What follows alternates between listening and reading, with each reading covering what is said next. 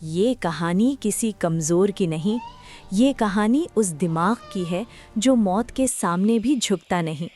صبح کا وقت تھا، ہرا میدان تھا اور بھیڑ کے ساتھ ایک جوان بھیڑ، ازلان۔ سب کچھ پرسکون لگ رہا تھا، مگر لالچ نے اسے دھیرے دھیرے تنہائی کی طرف لے جانا شروع کر دیا۔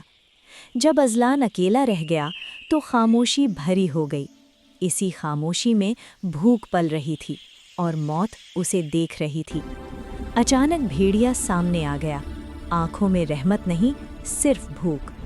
ازلان کا جسم کانپ رہا تھا، لیکن اس کا دماغ بالکل ٹھنڈا تھا۔ اس نے دھیمی آواز میں کہا، اگر ابھی مجھے کھا لیا تو میں تمہاری بھوک بھی پوری نہیں کر پاؤں گا۔ تھوڑی دیر رک جاؤ، پھر زیادہ لذیذ لگوں گا۔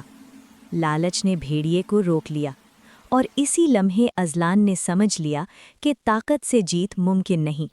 وہ ہلا، وہ ناچنے لگا، لیکن یہ رقص خوشی کا نہیں تھا، یہ زندگی کے لیے تھا، وقت خریدنے کے لیے۔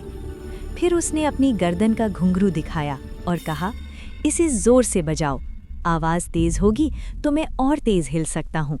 بھر بھر آواز فضا کو چیر گئی، اور اسی آواز نے دور ایک انسان کو جگایا۔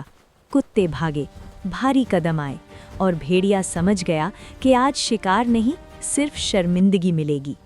ازلان زندہ بچ گیا، اس لیے نہیں کہ وہ طاقتور تھا، بلکہ اس لیے کہ اس نے اس وقت سوچا جب سوچنا سب سے مشکل ہوتا ہے۔